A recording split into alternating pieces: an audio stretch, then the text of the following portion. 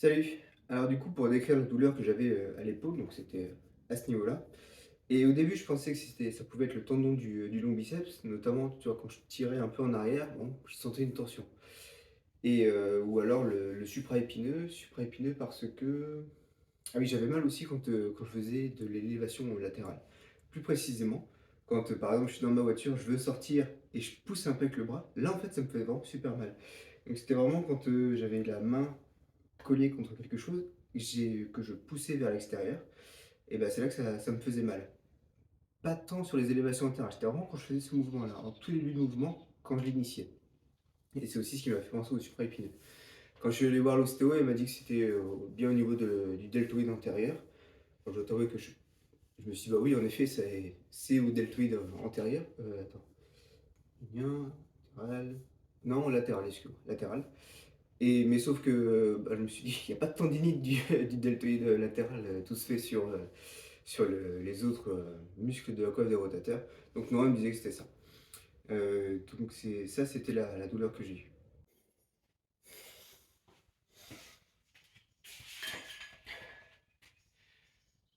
Encore une chose, vis-à-vis de la douleur, en fait, avant que j'ai ce mal, tu sais, qui arrive, hem, je sentais pas une gêne, mais je sentais qu'il y avait une tension particulière sur l'épaule gauche quand j'avais mes haltères, après mes exercices et que je venais les reposer comme ça.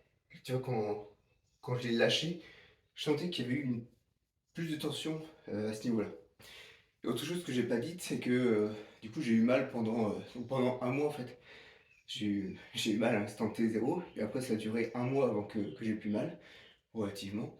Et en fait, au cours du du processus, il y a la deuxième qui a commencé à faire mal de la même façon et surtout au bout d'un moment, enfin, il y a des jours où, c'était plus congestionné. En fait, je sentais c'est un peu comme si j'avais, ça m'arrive assez peu, hein, mais comme si j'avais l'épaule congestionnée tout le temps, enfin, tout le long. Ensuite, j'ai aussi eu un petit peu mal, au niveau du pec, je pense. Vraiment, pas à l'insertion, mais c'est un peu la sensation que j'avais, quoi, à ce niveau-là, plutôt au niveau du pec. Et bon, voilà comment ça a évolué, j'ai rien à dire de particulier par rapport à ça. Je m'y remets.